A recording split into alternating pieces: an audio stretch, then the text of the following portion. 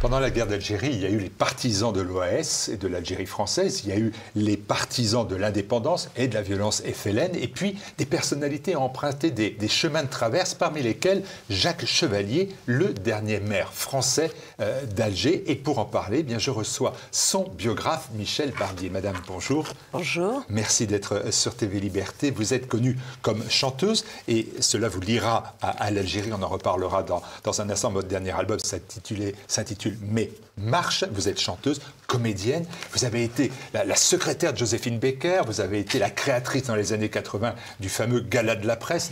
Nos téléspectateurs s'en souviendront forcément. Pourquoi ce livre? D'abord parce que je suis née en Algérie. Et bien des années après l'indépendance, j'ai voulu comprendre ce qui s'était passé véritablement. Pourquoi cette bourrasque nous avait arrachés, pourquoi cette cassure, et qu'est-ce qui s'est vraiment passé? Parce que même maintenant, vous savez, on connaît mal la guerre d'Algérie. On la connaît très mal, on n'aime pas trop en parler. Ça fait quelque chose d'un peu malsain, il y a une chape de plomb qui s'est installée. Donc j'ai commencé par étudier le parcours d'Henri Borgeaud, qui était le symbole du colonialisme français, en tout cas pour ce qui est l'image qu'il en est restée dans les mémoires. En fait, c'est une image tout à fait exagérée, parce que c'était un homme beaucoup plus modéré qu'on en a fait sa caricature. Et en étudiant Henri Borgeaud, j'ai rencontré Jacques Chevalier, qui était son rival et en tout cas son adversaire politique. Et Jacques Chevalier m'a beaucoup intéressée parce que d'abord, comme Camus, comme Germaine Tillion, mais surtout comme Camus, et puis il a eu cette prise de conscience qu'il y avait plus que des réformes à faire, il y avait vraiment une transformation totale du système qui était en Algérie. Il ne faut pas oublier que l'Algérie était constituée de départements français et non pas c'était pas un protectorat, c'était pas une colonie, c'était vraiment des départements, donc avec une particularité, c'est qu'elle était peuplée de gens, vous savez, il n'y avait pas d'Algériens en Algérie à l'époque, il y avait des Européens et des musulmans. Et il y avait, bien entendu, des confrontations, en particulier d'ordre religieux. C'est ainsi qu'à l'Assemblée algérienne, dont nous allons probablement parler, il y avait le collège électoral du premier collège qui était réservé aux élus qui obéissaient aux lois de la France, et le second collège qui avait des élus qui étaient dispensés de se soumettre au code civil, en tout cas à toutes ces directives, dès lors que ces directives allaient à l'encontre de leurs principes islamistes. C'est quand même quelque chose d'assez ahurissant. Le problème, c'est qu'il y avait beaucoup plus de musulmans que d'Européens, donc la situation n'était pas tenable. Et je crois qu'il y a aussi un problème plus général. Je crois que le XVIIIe siècle, eh bien mon Dieu, le XIXe siècle, pardon, ça a été le siècle des grands empires, aussi bien l'Angleterre que le Portugal, l'Espagne, la France, etc. Et puis le XXe siècle, après l'Inde, eh bien, ça a été le siècle de la décolonisation, de l'indépendance des pays sur d'autres continents, l'Afrique notamment, l'Asie également. Donc c'est un homme que j'ai trouvé intéressant parce qu'au début de sa carrière politique, il était très engagé pour l'Algérie française, il était très hostile au statut de 1947, qui justement prévoyait ce double collège dont je viens de parler, et il était question d'accepter que des musulmans soient également intégrés dans le premier collège. Alors il était, bien entendu, au nom de l'équilibre entre les groupes, etc., il était tout à fait opposé. Et peu à peu, il s'est quand même rendu compte que les choses changeaient et qu'il fallait ouvrir un dialogue avec les musulmans. Alors, avant de revenir sur ces événements qui lui ont attiré d'ailleurs la haine et la méfiance de ses compatriotes européens, oui, mais aussi la suspicion et le rejet des indépendantistes, on va essayer de s'attacher au parcours de cet homme qui reste un homme atypique, décrié. C'est le des premiers députés maire d'Alger. Il est né, lui, à Bordeaux. Et c'est par son grand-père qu'il a un lien avec l'Algérie. C'est un lien peut-être un peu ténu, non? un peu tenu. Le lien familial, je ne sais pas si c'est si tenu que ça. En tout cas, son grand-père avait créé une tonnellerie, effectivement. Et puis, à Bordeaux, Jacques Chevalier est né à Bordeaux, mais il a vécu quelques années de son enfance en Louisiane pour, justement, alimenter le bois, pour faire venir du bois de Louisiane et du RSS, d'ailleurs. Ensuite, au décès de son grand-père, donc le père de Chevalier est retourné en Algérie pour prendre la succession de cette tonnellerie. Je ne sais pas si c'est... C'est pour comprendre son attachement à l'Algérie. Vous m'avez dit, voilà, moi, parce que je suis. Lui, il a passé... C'est par transmission de ce que son grand-père lui a appris ou de la Non, parce qu'il a vécu, je crois, parce qu'il a quand même... Il est arrivé en Algérie, il devait avoir 9 ans, 8 ans, 9 ans. Il a fait toute sa scolarité en Algérie. Il se sentait parfaitement dans son pays. Donc je crois que... Vous savez, tous ceux qui ont vécu en Algérie à l'époque ont gardé un attachement, mais viscéral, à cette terre, ce qui a rendu la situation extrêmement compliquée par la suite, bien sûr.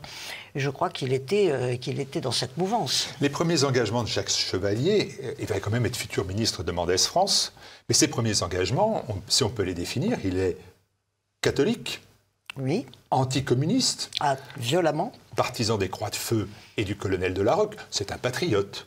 Ah ben complètement. Complètement. Il avait une très haute idée de la présence française, il avait une très haute idée de ce qu'étaient les valeurs françaises à l'époque. Et déjà, on va s'apercevoir, notamment pendant la Seconde Guerre mondiale, que sa personnalité, il est anticommuniste, mais il va être du côté de Gaulle, sans compromis avec De Gaulle, mais il va aussi travailler pour Pétain sans compromis avec l'État français et Vichy. Il est déjà partisan du Nini, du en même temps, si vous me voyez venir dans l'actualité. Oui, l'époque le voulait aussi. C'était aussi une époque compliquée, l'époque de la guerre. Moi, je me souviens toujours que j'ai toujours entendu dire, quand j'étais petite fille, Pétain a arrêté les Allemands sur la Loire. Mais on ne pouvait pas parler de collaboration avec Pétain dans un pays qui n'était pas occupé. Effectivement, il avait de la sympathie pour l'homme de Foch, enfin pour l'homme de la Première Guerre mondiale. Mais il a pris beaucoup de distance avec le mouvement pétainiste quand le Pétain s'est attaqué aux syndicats. Et là, lui, il n'était pas d'accord du tout. Et il a rejoint Jacques Soustel qui l'a engagé donc dans le service des renseignements pour aller refonder, tout le système, tout le réseau des renseignements aux États-Unis et en Amérique latine. Il avait une très très haute idée de la France. Et il ne pouvait pas, il voyait aussi que la France avait aussi, quoi qu'on en dise, elle avait fait de grandes choses en Algérie. Et il voulait absolument que la France reste en Algérie, reste influente en Algérie, alors que les mouvements indépendantistes commençaient à vraiment se structurer et à devenir de plus en plus revendicatifs. Après-guerre, il franchit tous les échelons pour devenir maire bâtisseur, notamment en voie de logements sociaux. Ça, c'est sa fibre sociale. Vous avez parlé, les syndicats pendant la guerre, son catholicisme, qui est un catholicisme social. Est-ce qu'on peut associer déjà le mot social à son travail, libéral et social? Est-ce que ça vous va? Complètement. Oui, complètement. C'est le grand bâtisseur d'Alger, avec Fernand Pouillon, l'architecte qu'il a toujours secondé et soutenu. Il a construit énormément. Il a construit Alger avec les grandes cités, et puis pas seulement ça, mais l'aménagement de quartiers pour le bien-être des populations, puis des stades, des écoles. Enfin, il a été... Qu'on retrouve aujourd'hui encore. Voilà, qu'on retrouve aujourd'hui encore. Alors, quand vous me dites ça, Michel Barbier, vous me dites Jacques Chevalier, bon, on a bien compris. C'est un anticommuniste catholique qui devient un libéral social. On suit ce parcours-là. On voit qu'il gravit tous les échelons. On va dire que ça va être le maire et député d'Alger. Et puis, lors de la crise du 13 mai 58, il est conspué par la foule.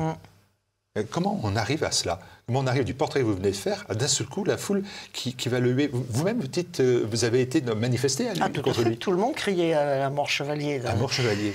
Parce que Jacques Chevalier avait, d'abord, quand il a été élu à la mairie d'Alger, il avait toujours dit que dans son équipe municipale, il prendrait aussi des contestataires musulmans. notamment des gens du MTLD, le parti de Messali.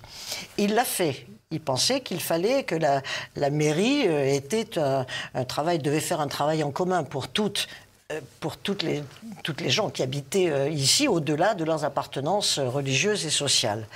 Et ça évidemment, ça a été pris comme avec beaucoup de méfiance de la part des Européens. Parce que la contestation musulmane avait commencé à s'affirmer. Au départ, c'était seulement Messali qui réclamait l'indépendance depuis 1911, mais que personne ne prenait véritablement au sérieux en Algérie, du côté des musulmans. Il y avait Ferhat Abbas qui voulait que l'Algérie soit autonome, sinon indépendante, et en tout cas rattachée à l'Union française qui existait à ce moment-là, puisque la France avait encore tout un empire, et non plus à Paris, au gouvernement général de Paris. Et il s'était mais la contestation montait. Elle était déjà là. En 1954, le FLN est apparu. Le FLN, c'était d'abord le MTLD, une branche du MTLD qui est devenue l'OS, l'organisation spéciale, qui est devenue le CRUA, qui est devenue, etc. Et le FLN, finalement, est arrivé en 1954. C'était des jeunes qui ont dit, maintenant, on ne discute plus, terminé, on fonce dans le tas, quoi. On fait la guerre et puis on en termine une fois pour toutes. Et leur détermination était irréversible. Donc la situation avait changé. Jacques Chevalier se trouve donc maire d'Alger en 1953. En 1954, la révolution démarre. Il a ses adjoints qui se sont trouvés aussi emprisonnés, soumis à la torture, etc. Il a toujours pris leur défense en disant que c'était des gens qui étaient là pour bâtir Alger, etc. Donc ça a été très très mal perçu. Il a été perçu comme un sympathisant du FLN. En fait, il voulait un dialogue. Il voulait arriver, et il rejoignait Ferhat Abbas d'ailleurs dans ce projet, il voulait arriver à une Algérie indépendante, mais fédéraliste, sur le système fédéraliste, c'est-à-dire avec l'influence de la France malgré tout. Et c'était pour lui la seule façon de maintenir l'influence française en Algérie. Il pensait que l'Algérie française telle qu'elle existait était condamnée à mort, que ce ne serait plus possible. Vous aviez cité Camus tout à l'heure, l'écrivain bien sûr, il fait partie de ceux qui, disait-il, ne se résignaient pas à voir ce pays, l'Algérie, se briser en deux et partir à la dérive. Est-ce que Chevalier a ce même état d'esprit que Camus? Complètement. Avec d'ailleurs les mêmes conséquences, c'est-à-dire une certaine haine à l'égard de Camus. Ah ben oui, Camus a été conspué à Alger, n'oublions pas. Quand il est venu soutenir les libéraux, d'ailleurs, il était conspué. Il a été très très mal accepté en Algérie. Donc Camus, j'ai énormément de tendresse pour Camus parce que c'était un homme déchiré entre la réalité qu'il fallait changer. Il avait conscience qu'il y avait quand même beaucoup de choses qui n'allaient pas, qu'il fallait changer. Son attachement aussi au pays, et il n'était pas pour l'éclatement, la haine, la guerre entre ces deux communautés qu'il espérait voir vivre ensemble, comme tout ce qu'on appelait les libéraux, qui n'a rien à voir avec le libéralisme de maintenant. Mais vous citez Chevalier, vous dites... Je le cite, « Contre vents et marées, sans souci de l'injure et de l'injustice, j'ai choisi le chemin du cœur qui, en Algérie, est celui de la raison. » Et ma première question, est-ce que ce chemin, il existait à ce moment-là? En tout cas, il n'a pas existé. Il n'a pas existé. C'est demeuré une utopie. Parce que je crois sincèrement que le mouvement était irréversible. Que ça c'était terminé. C'était sur le plan mondial d'abord, et puis les tensions étaient trop fortes, la détermination du peuple musulman était beaucoup trop forte, donc on ne pouvait pas revenir en arrière. C'est resté dans l'utopie. Mais c'est resté dans l'utopie parce qu'il n'a pas conscience des événements. Est-ce qu'il déjà derrière les musulmans, il voit l'influence de l'islam, par exemple? Alors, l'influence de l'islam était perceptible, bien entendu, puisque aux musulmans, il avait été proposé l'assimilation, c'est-à-dire de devenir français à condition de se plier aux lois de la France. 0,92% ont accepté. Ils voulaient rester musulmans, ce qui est tout à fait d'ailleurs légitime. Ensuite, il y a eu Soustelle qui a proposé l'intégration, c'est-à-dire vous pouvez devenir citoyen français tout en conservant votre statut coranique. On parlait du statut personnel, mais c'était un fait contre lequel on ne pouvait rien. Et c'était tout à fait irréversible. Donc et puis, il y avait beaucoup plus de musulmans que d'Européens. Donc la situation était pipée dès le départ. Et est-ce qu'elle n'est pas pipée non plus du côté du pouvoir en place, c'est-à-dire, en l'occurrence, le général de Gaulle, dont on sait aujourd'hui, les études précisent qu'il a très tôt considéré qu'il fallait se séparer de l'Algérie? Oui, je crois, c'est la conclusion à laquelle je suis moi-même arrivé après toutes les recherches que j'ai faites. Il est certain que le général de Gaulle avait cette vision beaucoup plus étendue de l'histoire. Il voyait beaucoup plus l'avenir. Il voyait d'abord la démographie galopante en Algérie, le problème de l'islam, donc de la non-assimilation véritable. Il pensait aussi que toute l'Afrique devait devenir indépendante, puisque le Maroc était indépendant, la Tunisie était indépendante, l'Afrique noire était indépendante, l'Indochine était indépendante, c'était vraiment inéluctable. Donc, mais quand il a été élu, quand il est arrivé au pouvoir, les pieds noirs, qu'on n'appelait pas encore les pieds noirs, on appelait les pieds noirs au début des années 60, je crois, pensaient que c'était sur le programme de l'Algérie française. Il a d'ailleurs essayé au départ. Il a fait le plan de Constantine, il a renforcé l'armée, il a donné plus de pouvoir à l'armée, etc. Il a essayé. Mais je crois qu'en son âme et conscience, il savait que ça n'aboutissait à rien du tout. La détermination du FLN ne bougeait pas. Tout de suite après la création, donc enfin tout de suite après les événements de mai 58, pardon, eh ben, il y a eu le GPRA, c'est-à-dire le gouvernement provisoire de la République algérienne. On savait que ça allait repartir de plus belle. Alors Michel Barbier, qu'est-ce que Jacques Chevalier à ce moment-là? C'est un idiot utile? Ou est-ce que c'est quelqu'un qui pense sincèrement qu'il y ait possibilité de garder une Algérie sous influence française, un peu comme un État du Commonwealth, pour faire un rapprochement? Oui. S'il est valable, je ne sais pas. Mais c'est exactement ça. Mais malheureusement, il a été balayé par le vent de l'histoire. Vous l'avez dit vous-même, c'est un homme qui n'était pas dans son temps. Il venait trop tôt ou trop tard, mais en tout cas, il n'était pas à sa place dans l'histoire, dans les mouvements de l'histoire. En tout cas, je crois que c'était un homme de bonne volonté.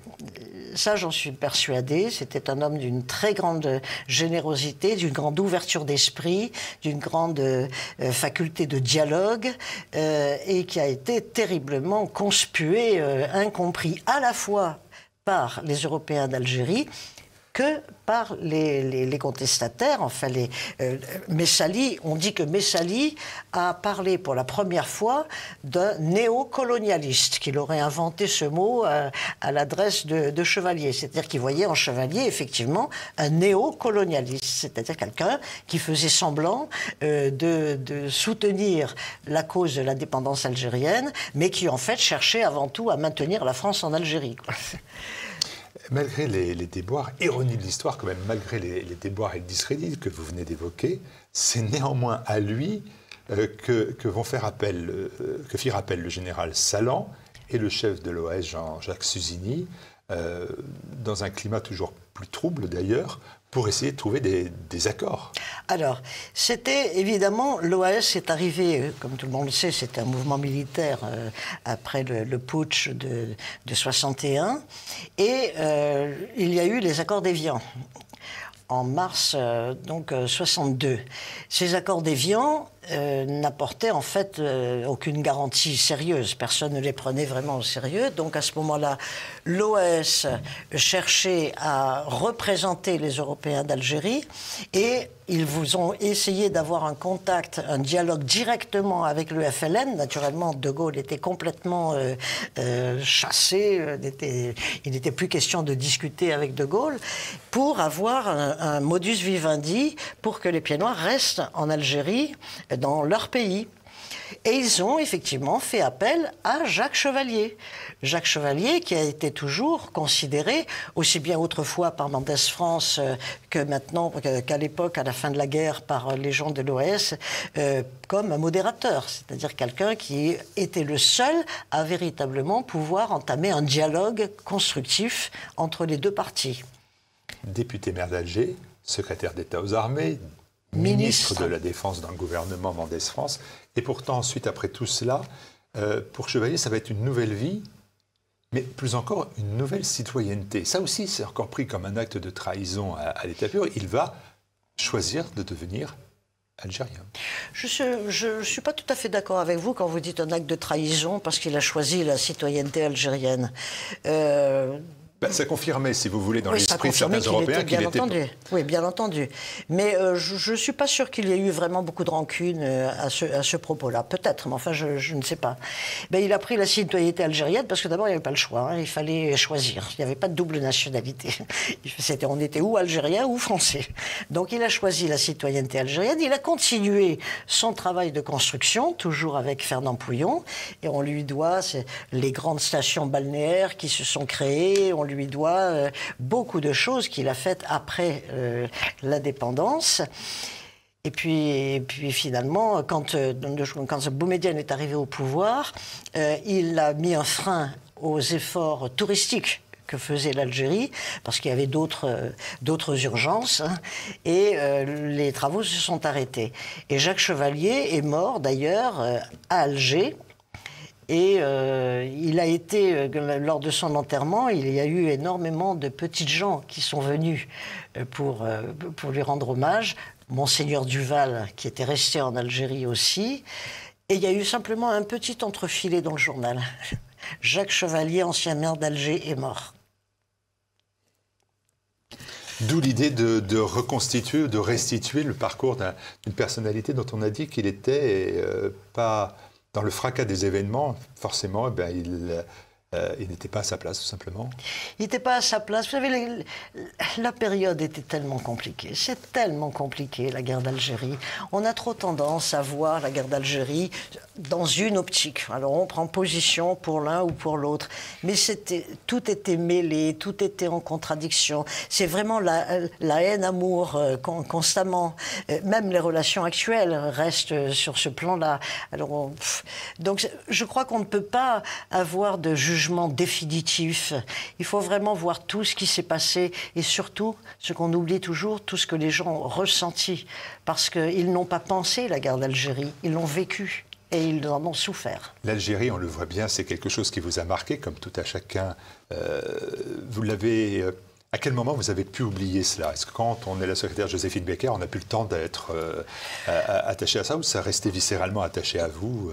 Pour être tout à fait sincère, quand je suis rentrée, j'étais rentrée toute seule en France d'ailleurs à 18 ans. Et comme j'avais les trains, mon père travaillait au chemin de fer algérien, j'avais les trains gratuits. Donc j'ai passé 8 mois dans les trains pour visiter la France. Je dormais dans les trains, je mangeais dans les trains, tout ça c'était... Je suis retournée en Algérie avec l'intention de prendre la nationalité algérienne. Mais je me suis rendu compte que ce n'était pas possible.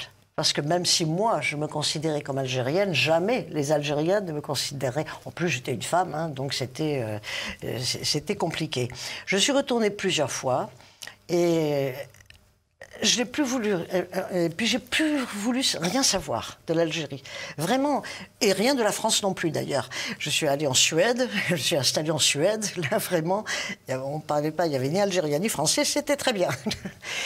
Et puis après, j'ai rencontré Joséphine Baker, je suis revenue à Monaco d'abord, et puis après dans le milieu artistique, donc qui est un milieu tout à fait international, et je ne pensais plus à l'Algérie. Ensuite, les événements ont fait que j'ai été attachée de presse de La Famille Hernandez, la pièce de Geneviève Baïlac, qui se rejouait au théâtre sur les boulevards, enfin peu importe, du gymnase.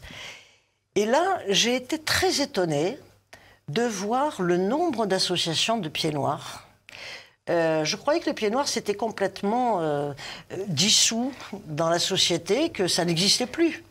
Mais j'ai vu au contraire, et même des gens qui étaient plus jeunes que moi, j'avais après tout 18 ans seulement quand j'ai quitté l'Algérie, mais des gens qui étaient plus jeunes que moi, qui étaient beaucoup plus attachés au souvenir de l'Algérie française que moi. J'étais vraiment très surprise. Et c'est là que j'ai commencé à faire des études sur Borgeaud, etc. Mais l'Algérie, vous savez, est un pays que l'on n'oublie jamais. Et la dernière fois que j'étais en Algérie, c'était en 88. Justement parce que mon éditeur m'avait envoyé pour consulter des archives, rencontrer des gens, enfin dans mon travail de documentation, en Algérie. Et je suis tombée là, en octobre 88, sur le début de la deuxième guerre civile en Algérie, c'est-à-dire avec le FIS contre le FLN. Et j'ai quitté l'Algérie exactement dans les mêmes conditions qu'en 62, c'est-à-dire c'était les mêmes CRS, c'était les mêmes bombes lacrymogènes, ça courait partout, dans tous les sens. Quand j'étais partie d'Alger la première fois, j'étais en bateau, puis je voyais la faculté des lettres qui flambaient. Là, de l'avion, je voyais Cuba qui flambait, donc j'ai revécu 2 fois les mêmes choses. Mais là, pour moi, le départ était définitif. Parce que pour moi, c'est plus mon pays. C'est un pays qui a maintenant sa vie. Je n'ai plus aucune attache. Et puis, j'ai eu encore plus envie de comprendre ce qui s'est passé. Et au plus ça va, au plus j'ai envie de comprendre pourquoi on en parle encore si mal. Pourquoi on a tellement de problèmes à évoquer le souvenir de la guerre d'Algérie? Pourquoi est-ce que ça devient toujours conflictuel? Pourquoi est-ce qu'on reste toujours dressé en s'envoyant des méchancetés à la figure, des revendications? Regardez, en Indochine, la guerre d'Indochine a été atroce aussi. On n'a pas de problème avec les Cambodgiens, les Thaïlandais, etc. On n'a pas les mêmes problèmes. Alors, qu'est-ce qui se passe? Pourquoi est-ce qu'il y a cette spécificité à l'Algérie? Ça sera le thème d'un autre débat. En tout cas, le souvenir de l'Algérie, il reste, la preuve à travers vos chansons, mes marches, et puis à travers cet ouvrage, une vision donc apaisée, que je vous laisse découvrir. Cet ouvrage, il est en vente sur la boutique de TV Liberté. Vous savez, allez sur le site tvliberté.com, vous allez dans notre boutique officielle, Jacques Chevalier, le dernier maire français d'Alger, avec une préface de Jean-Louis Planche. Merci beaucoup, Michel Barbier. Merci.